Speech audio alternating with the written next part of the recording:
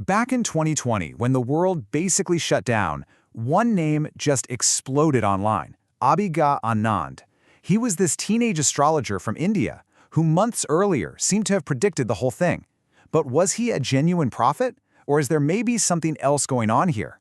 All right, let's get into it and really unpack this story. So this right here, this is the quote that started it all. He posted this on YouTube way back in August of 2019. This one sentence would end up being seen by millions as this jaw-droppingly accurate prediction of the COVID-19 pandemic. It's a really powerful statement. And yeah, on the surface, it looks like a total bullseye. And this is where it gets really compelling, right? The timeline seems to sync up almost perfectly. Anand's prediction window opens right when the first cases started popping up, and then it hits its peak exactly when the whole world went into lockdown. For a lot of people, this wasn't just some coincidence, this was proof. So yeah, that seemingly perfect timing launched a teenage astrologer into global superstardom. But who exactly is Abhigya Anand?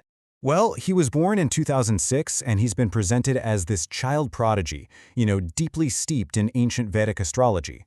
His whole method is based on reading the alignments of planets like Saturn and Jupiter to predict major events down here on Earth.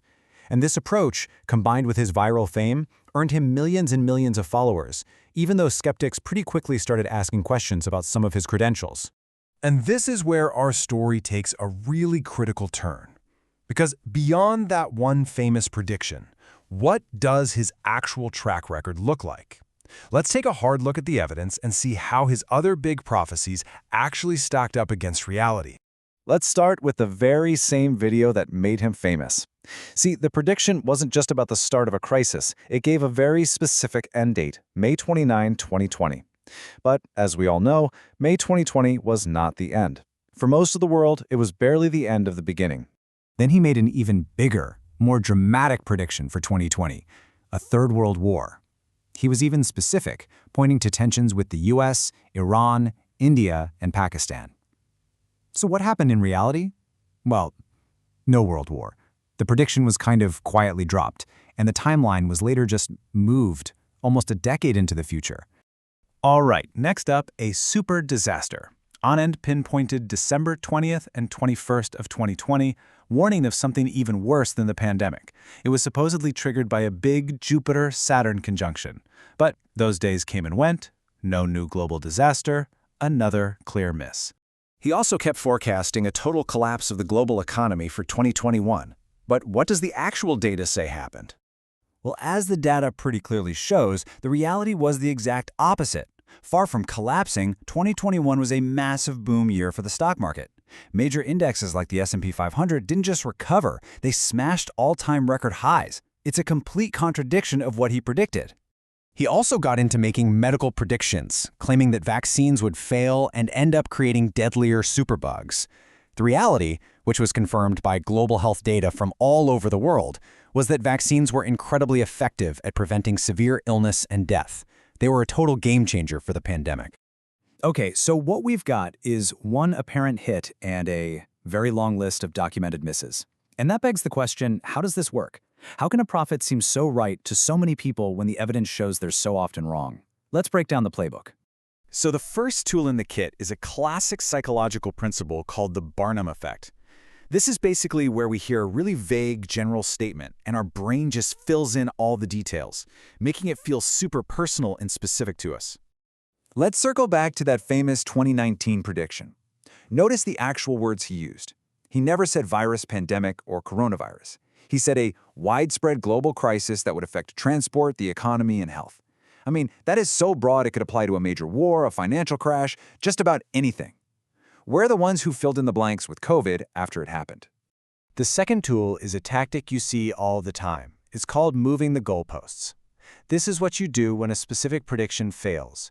You don't admit you were wrong, you just change the rules, or more often, you just change the timeline of the prediction. And we saw a perfect example of this earlier, right? When World War III didn't kick off in 2020, that prophecy wasn't retracted. The goalposts were just moved way, way down the field to a new date, almost a decade away. It keeps the prediction alive without ever having to be right. But here's the thing. These techniques only work because of something deep inside our own psychology. It isn't just about the prophet, it's also about the audience. So why are we so eager to believe in the first place? Well, the biggest reason is something called confirmation bias. Our brains are literally wired to look for evidence that confirms what we already believe. And, maybe even more importantly, we tend to ignore or just forget the evidence that contradicts it. So we remember the one big hit and let that whole long list of misses just fade away. And this gets amplified like crazy during a crisis. When the world feels chaotic and uncertain, our brains are desperately searching for patterns, for meaning, for anyone who can give us a feeling of certainty. A confident voice making bold predictions becomes incredibly appealing, even if their track record is really poor. So when you put it all together, a really clear pattern emerges. First, you make a vague prediction that just so happens to get lucky and coincide with a major event. Second, you get viral fame and a massive following. Third, you start making a bunch of very specific predictions that fail. But fourth, it doesn't even matter because our own cognitive biases kick in and make sure that loyal followers only focus on that initial hit. Which leaves us with a final, really important question. In a world that feels more and more uncertain, the desire for answers is completely natural, totally human. But this story shows us the danger of jumping at the easy ones. So how can we navigate that need for clarity while still thinking critically about the information we're consuming?